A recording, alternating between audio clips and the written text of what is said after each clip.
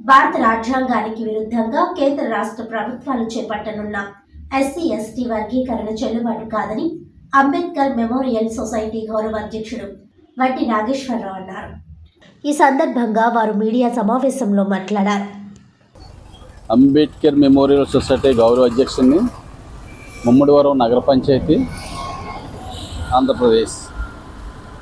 ఈరోజు మరి రాష్ట్ర వ్యాప్తంగానైతేనేమి, దేశవ్యాప్తంగానైతేనేమి ఎస్సీ ఏబిసిడి వర్గీకరణ గురించి చాలా మానసికమైన యుద్ధాలు జరుగుతున్నాయి. ఒకసారి ప్రొఫెసర్స్ కానీ, ఒక చోట కృష్ణమాదిగా, అదేవిధంగా మాలమహానాడు, ఎంఆర్పిఎస్, వివిధ సంఘాల ద్వారా, అదేవిధంగా వేరే వ్యక్తులు కూడా ఇన్వాల్వ్ అయ్యి సుప్రీంకోర్టు తీర్పు ఏం చెప్పిందో అవగాహన లేని వ్యక్తులందరూ ప్రజాస్వామ్యాన్ని గందరగోళంలో పడేశారు. రాజ్యాంగ విలువలను దిగజార్చే విధంగా ఉద్యమాలు చేస్తున్నారు. అసలు సుప్రీంకోర్టు ఏం చెప్పిందో తెలియకుండానే ఇక్కడ చంద్రబాబు గారు, అక్కడ రేవంత్ రెడ్డి గారు మేమేదో వర్గీకరణకు అనుకూలం అని, గతంలో వేరు, సుప్రీంకోర్టు 30 సంవత్సరాల తర్వాత మళ్ళీ ఏంటి ఇలా చెప్పిందని గతంలో ఎన్టీఆర్ గారి డైలాగ్ ఒకటి ఉంటుంది, కోర్టుకి తీర్పుకి ఇలాగుంటే న్యాయం ఎక్కడ ఉంటుందని. మరి ఇప్పుడు ఎందుకు జరిగింది ఇలాగా అనే ప్రశ్న 7 జడ్జిలు తీర్పు చదవకుండా ఏదో పేపర్లో విషయాలను చూసి తొందరపడ్డారని నా వ్యక్తిగత అభిప్రాయం. రాజ్యాంగం మీద అవగాహన ఉన్న వాళ్ళు ఆటోమేటిక్గా రాజ్యాంగం మీద ప్రమాణం చేసిన ముఖ్యమంత్రుల స్థాయి, ఇటు రాష్ట్ర మంత్రుల స్థాయి దిగజారుడి విధంగా స్టేట్మెంట్ ఇవ్వకూడదు. రాజ్యాంగం మీద ప్రమాణం చేసామంటే రాజ్యాంగం అవగాహన ఉండి చేయాలి.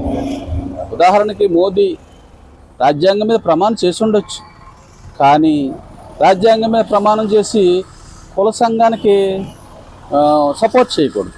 ఎందుకంటే కుల మత వర్గరహిత సమాజం మన దేశం కోరుకుంటుంది. అందువల్ల అది రాజ్యాంగం ప్రియాంబుల్లో చెప్తుంది. రాజ్యాంగం మీద ప్రమాణం అంటే face is the index of the mind అన్నట్టుగా రాజ్యాంగం లోపల్లోకి వెళ్ళక్కర్లేదు. ప్రియాంబుల్ చూస్తే అది basic structure for the constitution. ఆ బేసిక్ స్ట్రక్చర్ ప్రకారంగా బాబాసాహెబ్ని స్టడీ చేసిన వాళ్ళు ఎవరన్నా లా చదవాలంటే బాబాసాహెబ్ స్టడీ చేయకుండా చదివిన వాళ్ళు లా అవ్వదు. అంతర్జాతీయ న్యాయ వ్యవస్థ మనుగడలో ఉందంటే అంబేద్కర్ లాంటి మేధావుల వల్లే అంతర్జాతీయంగా అప్పుడు కొనసాగుతుంది.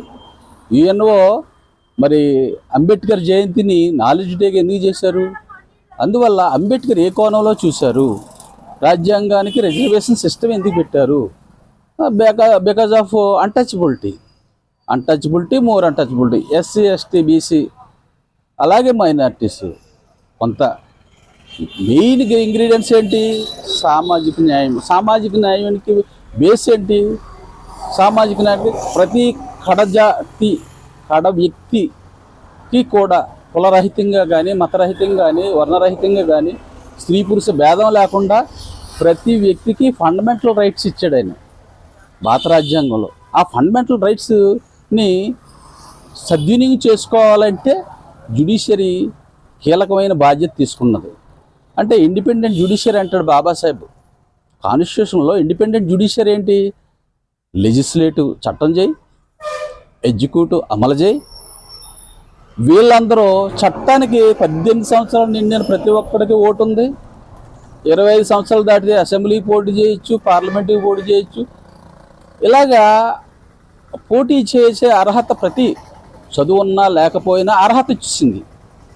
అంటే చదువుకున్నా లేకపోయినా మానసికమైన స్థితి మంచిదైనప్పుడు, మంచి ఆలోచన ఉన్న ప్రతి ఒక్కడూ కూడా ఎలిజిబుల్ ఫర్ ప్రజాప్రతినిధిగా ఎలక్ట్ అవ్వచ్చు. ఆయన ఆలోచన స్థితి ఎలా ఉండాలంటే రాజ్యాంగ ధ్యేయంగా ఉండాలి. అందుకే ఎగ్జిక్యూటివ్ అంటారు.